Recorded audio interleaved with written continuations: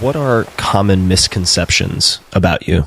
Ooh, that's a good Those question. people who think, I know who Amanda Palmer is. What are the common misconceptions? I know who Amanda Palmer is. She's that narcissistic, talentless, hairy cunt married to my favorite author, Neil Gaiman. Fuck her. Why you always kicking up the sand, always kicking up the sand? God, man, you're angry and it makes my eyes hurt. Why you always kicking up the sand, kicking up the sand? You block your sister so the sunbeams miss her.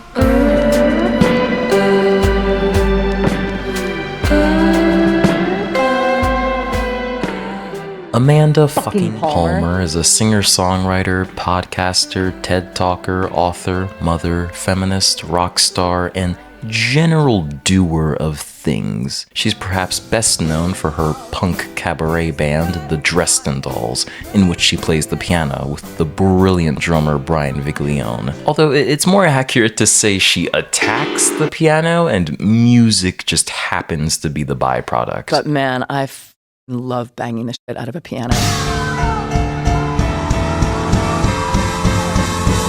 It's just So cathartic. It looked like it owed you money. Like you were just...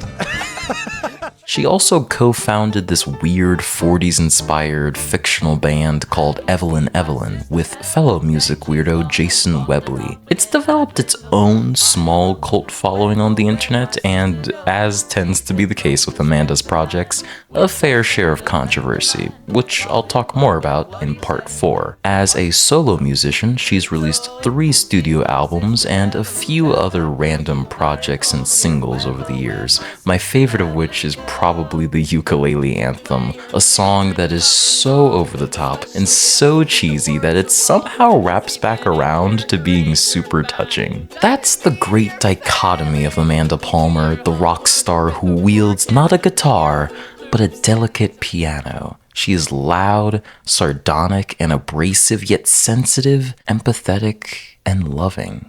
Amanda is an incredibly vulnerable artist, utterly unafraid of baring her soul and her breasts to her incredibly devoted fan base. She has let hundreds of people write on her naked body on multiple occasions, which really just epitomizes her artistic philosophy: complete authenticity and trust. In her 20s, before becoming a full-time musician, she made a living as a living statue. Unlike a lot of living statues whose main shtick is disengaging from the outside world, Amanda's performance as the 6-foot bride was built on audience interaction. She would stand still, with a flower in hand, and if a passerby gave her money, she would, in exchange, give them her flower and some intense but loving eye contact. We would get this beautiful moment of prolonged eye contact, and we would sort of fall in love a little bit. And my eyes would say, "Thank you.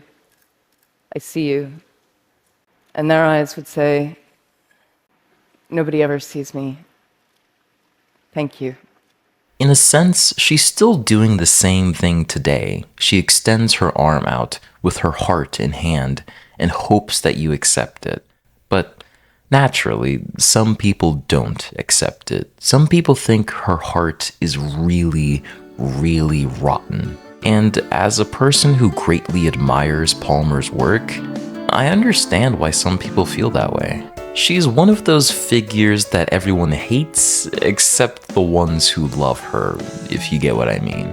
Arguably, the peak of her infamy occurred in the greatest year of all time, 2012, during her highly contentious and highly successful Kickstarter campaign for her second solo album, Theater is Evil, a campaign that raised the question, who is allowed to ask? The answer?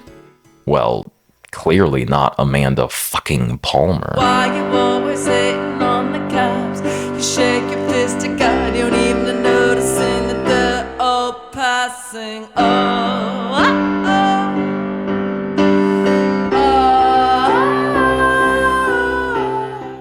The controversy basically boils down to Amanda's Kickstarter was very successful and people were mad about how she used the money earned. But we could get a little bit more nuanced than that. So first, some background. Prior to launching the Kickstarter, Amanda had just left the record label she had been with for nearly a decade. She was happy with the label in the beginning, but became more agitated later because she felt like they stopped caring about promoting her music when they didn't see the sales they wanted. So after putting the Dresden Dolls on a temporary hiatus due to touring burnout, Amanda set out to leave the label as soon as possible, which turned out to be 2 years later due to corporate shenanigans.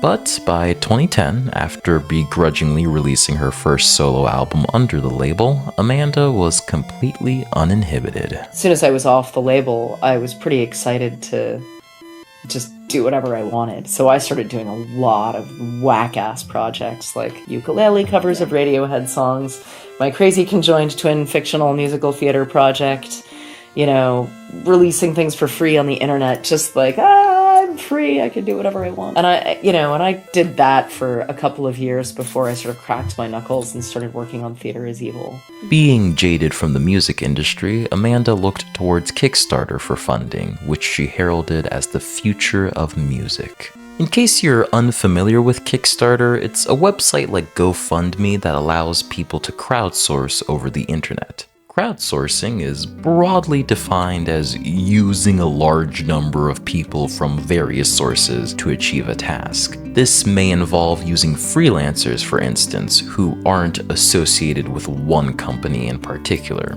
A common form of crowdsourcing is crowdfunding, in which you specifically ask people for money. It's essentially glorified begging. Spare change. Spare change, ma'am. It's what Amanda did as a street performer, and it's what she did on Kickstarter. The campaign was launched on April 30th and closed on May 31st, earning a total of $1,192,793 from about 25,000 people, most of whom donated no more than $25. And with that, Amanda had funded not only the printing and distribution of the record, but also its subsequent world tour, as well as several Kickstarter-specific rewards given to especially generous backers. On the surface, this is a wonderful story about an artist being supported by their community to do what they love. But then people started to get very angry with her. Not the Kickstarter supporters themselves, mind you. Despite some month-long delays that caused a bit of frustration, Amanda kept good on her promises, and testimonies from backers seemed to be unanimously positive. Hey, I decided to make this addendum in the editing phase and say that the response was definitely not unanimously positive. The delays did cause a breach of trust for some supporters, but I will say, at least to my knowledge, all the people who pledged to the Kickstarter did get what they were promised, eventually. So yeah, anyways, on to the rest of the video.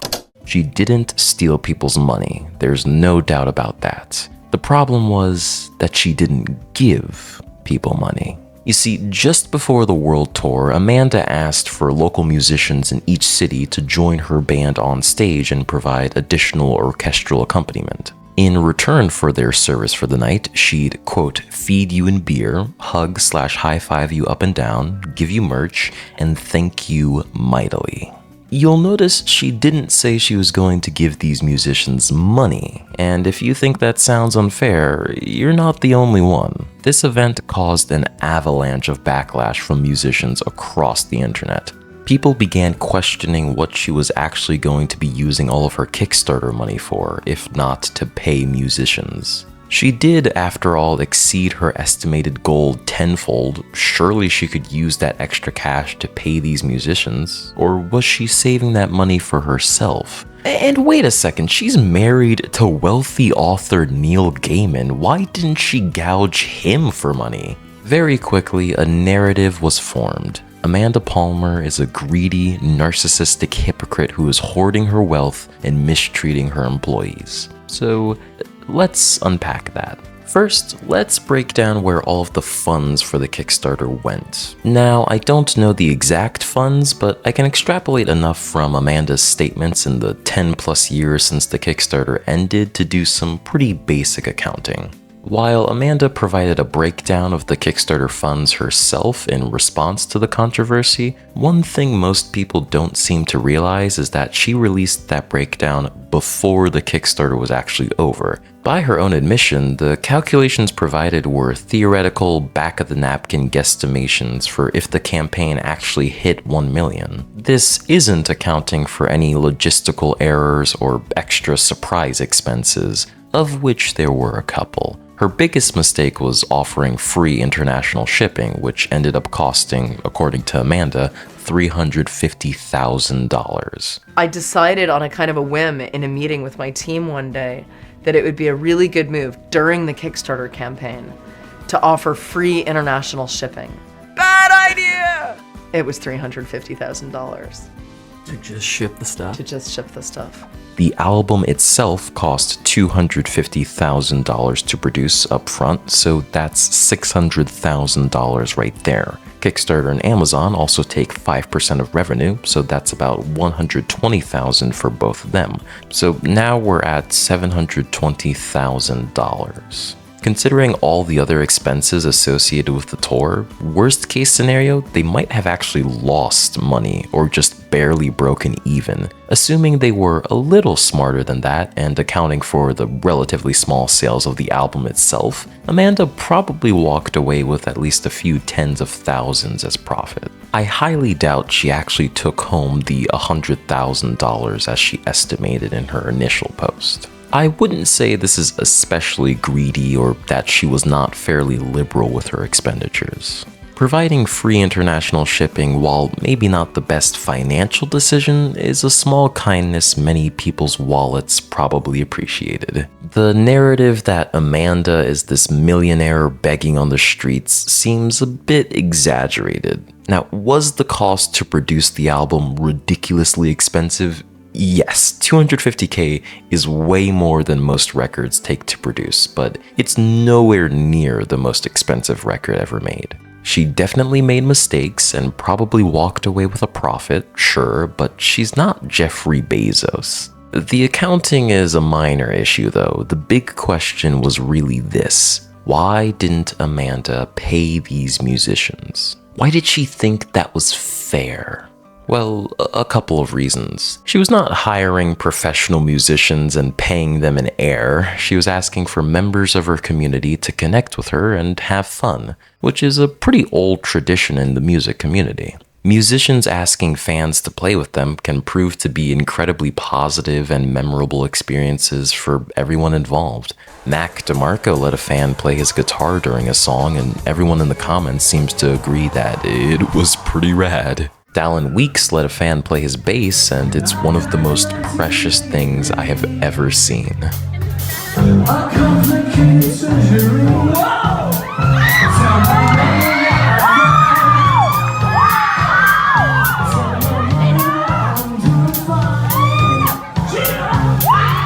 Amanda herself has done countless shows for free because she just wanted to play music and have fun. Quote, "I've built my life as a musician, like many people in rock and roll, playing for free.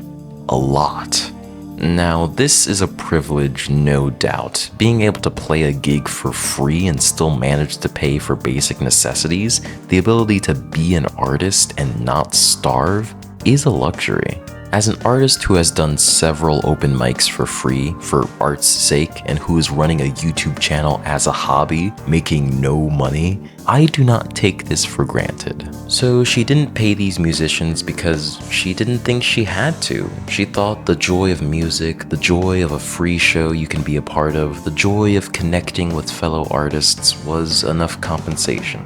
She paid the band that she was touring with because they were hired professionals, but the volunteers were just that, volunteers of varying musical ability that could offer some of their time if they wanted to.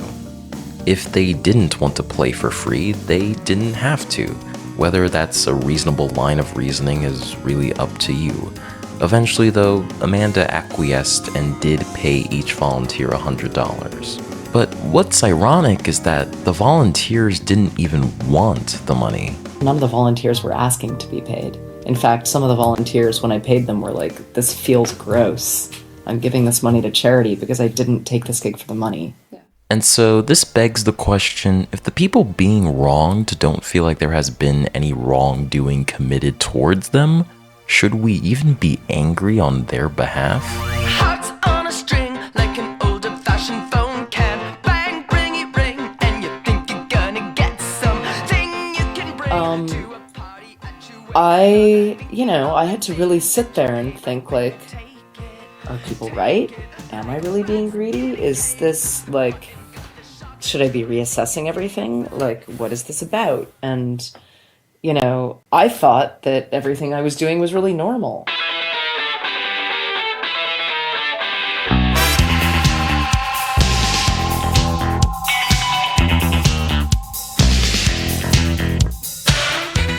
Amanda has noted, quite accurately I think, that celebrity is about a lot of people loving you from a distance. And for much of her career, she's been trying to close that distance and make her fame about a few people loving you up close. There's two nuances there that make this sentiment a bit less heartwarming though. One, love makes you dumb, and two, Amanda has more than a few people loving her. Love can make people blind to badness and over-exaggerate goodness. That is to say, famous people have a level of control and influence over their fans which can be ripe for abuse. Amanda is aware of this power dynamic between her and her fans, but she doesn't see it as a bad thing because she doesn't think she's ever been abusive towards her fans, at least not intentionally. She genuinely believes she's providing an invaluable service with her art and her presence alone, not because of some deep narcissism, or at least not only because of that, but because she kind of is providing an important service as an artist. Her fans really, really appreciate her, and they don't necessarily want monetary compensation in return for supporting her. They just want her to keep doing what she's doing. My crew once pulled our van up to a really poor Miami neighborhood, and we found out that our couch surfing host for the night was an 18-year-old girl still living at home, and her family were all undocumented immigrants from Honduras. And that night, her whole family took the couches, and she slept together with her mom so that we could take their beds. And I lay there thinking, these people have so little. Is this fair? And in the morning, her mom taught us how to try to make tortillas and wanted to give me a Bible. And she took me aside and she said to me in her broken English, "Your music has helped my daughter so much. Thank you for staying here. We're all so grateful." And I thought, this is fair. But is it though? Really? Is that fair? I think if she was a much smaller indie musician, that would be fine. That would be a beautiful story of community, of two underprivileged people helping each other in the best way they can. But as Amanda Palmer seems to forget so often, context is everything. Amanda is no longer a weird, obscure 20-something trying to make her way in the music scene. She's a 40, now almost 50-something who has released several critically acclaimed albums, has performed a highly successful TED Talk, released a New York Times bestseller, and had one of the most profitable Kickstarter campaigns in history. A minor correction, it's not the most profitable in Kickstarter history, but it was one of the most profitable at the time. She's not Madonna, but she ain't a nobody. She has influence. Her fans may happily allow her to crash at their place for no monetary compensation, but just because someone is okay with you exploiting them doesn't actually make exploiting them okay. Just because people are okay with being underpaid for their labor doesn't actually make it okay. At her level, she can afford to be more kind and to give people more than just her art, at least when she's asking them to give her money or their time. I think Amanda Palmer still sees herself as just a weird street performer, as just another freak in the circus. But she's not just a freak, which I say in the most loving way possible. She's the main attraction. She's the Elephant Man. She's the reason why a lot of the flame jugglers and sword swallowers are even there to begin with. And even though I, as a fan, would be more than satisfied if Amanda Palmer invited me on stage to play with her and compensated me only in hugs and root beer because I'm still under the drinking age, as an artist with a deep respect for any fucker willing to spend their time and energy making art, if I were Amanda, I would give more than just hugs and beer. I would give blowjobs, and I would give people at least a couple of dollars for their time. Not because the internet told me to, but because I wanted to, because that's what you should do. Just like people tipped Amanda when she was a living statue because they wanted to, because they appreciated what she was doing, I would do the same for anyone willing to help me. She preaches the art of asking, but of equal importance is the art of giving, of selfless giving. That is so important, especially when you have built a career off of people doing the same for you, especially when you clearly have the resources to do so. I get it. Art takes time and money. Art, in of itself, is a gift. But when people are giving you a bed to sleep on, when people are giving you their time and their money, I don't think art is a fair trade. Unless that art is edible and or a liquid asset. Ultimately, while I think Amanda could have been more clear about her intentions, and while I think she could have been more generous, I think the backlash she's received and continues to receive years after the fact is maybe a little bit overblown. I, for the most part, side with Team AFP on this one, but I cannot say the same for her other controversies. While the Theater is Evil Kickstarter may be the controversy that's received the most amount of press coverage, I'd be remiss to say it is the worst of Amanda's offenses.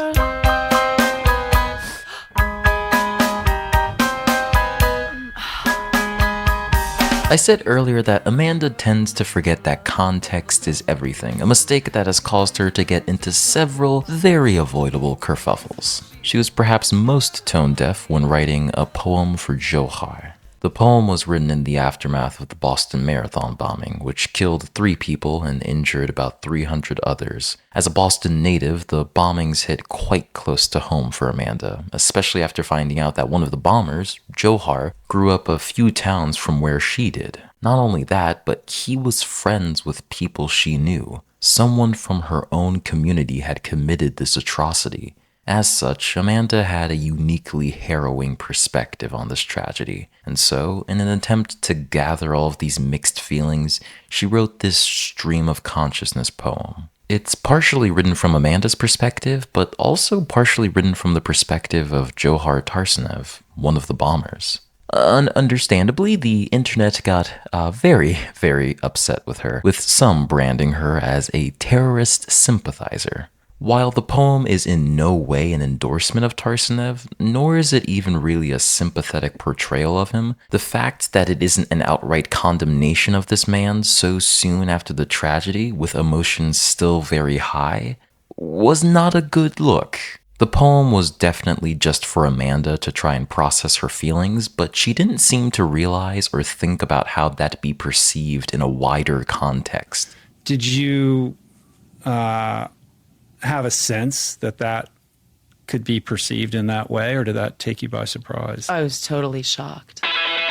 On a slightly lighter note, let's talk about ableism. Have you seen my sister Evelyn? Evelyn was one of those whack-ass projects I mentioned earlier that Amanda did between her first and second solo albums. The music duo was formed by Amanda with her good friend Jason Webley, and together they released one concept album about these 2 conjoined twins, Eva and Lynn. See what they did there? It's really dark, surprisingly funny, and very strange, so naturally, I really love it. Amanda and Jason took it one step further and decided to bring the story to life, choosing to play the conjoined twins in all the live shows, which involved them not only walking around literally joint by the hip, but also playing the piano, guitar, and accordion with one hand each in perfect synchronicity. The performances are really a testament to their friendship, their skill as musicians, and their off-kilter sense of humor.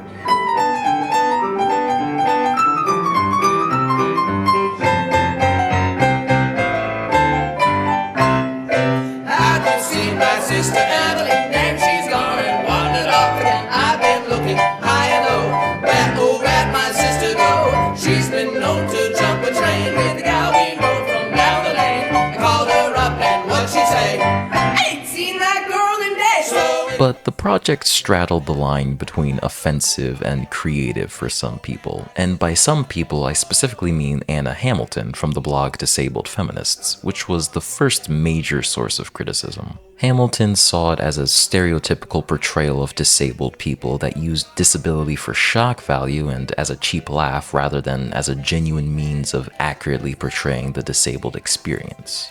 Now, of Amanda's controversies, I actually think this is one of the more minor ones. I don't really have much to comment on it. Personally, I don't find the project all too offensive, but I can't speak to the experiences of disabled folk. I sympathize with the criticisms against the project, especially because of how exceptionally dark the subject matter is. Whenever you're dealing with sensitive material, it's hard to please everyone. There's an interesting discussion to be had about Evelyn Evelyn that I don't think I can contribute much to. However, I will say, in defense of Amanda Palmer, that this was clearly a project made out of love and immense sympathy for all those who have ever been seen as an other, including disabled people. I don't think it romanticizes otherness or downplays the negatives that come with being othered. It just finds solidarity in otherness. Also, speaking of minor controversies, people have gotten upset at some of her lyrics, which is pretty fair, to be honest. I mean, one of her songs is called Lonesome Organist Rapes Page Turner. She writes pretty effed up songs, and I get why people would get upset at them. But I don't think it's fair to call Amanda transphobic because of a song she wrote. Her music is so vague and stream of consciousness that I can't even really make any accurate assessments about their meaning. It seems like most people can't. This is not a song about a vibrator! This is a song about loneliness! To me, her most egregious misstep is also the most straightforward. She said the N-word multiple times, with the hard R. Young nigger got a bad cousin brown for the product, thinking every nigger is selling narcotics. Young nigger got a bad cousin brown, thinking every nigger is selling narcotics. From the underground, young nigger got a bad cousin brown, thinking every nigger is selling narcotics. Search a nigger down and grabbing his nuts. Regardless of context, this is just unacceptable. It's insane to me she even considered writing that as a song lyric, let alone committed to performing it multiple times. She apologized, but I don't know how much that matters. Palmer doesn't think about the repercussions of her actions. This is pure conjecture, but I don't think Palmer has much malice in her heart. I don't think she intends to harm anyone. I don't think she meant ill with those words. But that does not absolve her from criticism. Empathy is understanding. Empathy is not agreeing. But I must admit, I do feel a bit ashamed for not boycotting her. I bought her book. I've spent hours listening and watching her both during the research of this video and on my off time. But that's the tricky thing about people. They wave a million different flags at you, but all of them aren't red.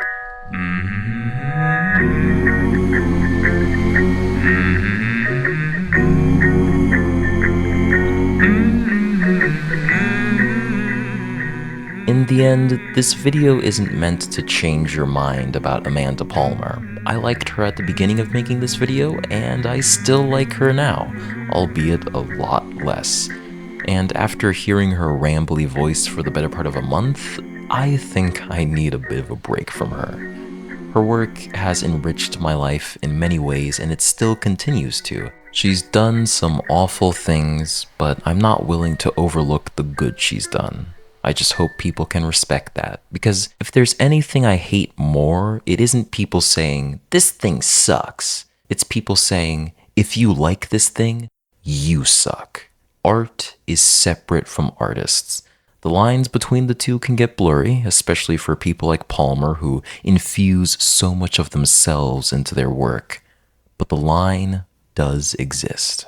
Earlier in the video, I said I am a person who admires Palmer's work. You'll notice I did not say I admire Palmer as a person, because I don't know her. Sometimes it feels like I do. She certainly wants people to know her, but they won't. Not completely, at least. I want people to understand me. I want what everybody wants. I want to be seen and understood and loved and connected and not alone. And though I make assumptions about her intentions, I cannot be certain about those either. I am giving her the benefit of the doubt, but the truth is, she could be a detestable human being. I wouldn't be surprised, but I just don't know. What I do know about Amanda Palmer, the artist, is that she is preaching a philosophy I desperately needed to hear and vehemently agree with. I appreciate Amanda Palmer, the artist, in spite of everything. That may be a bad opinion, but hey, bad opinions are valid too. Thanks for watching. See you next month.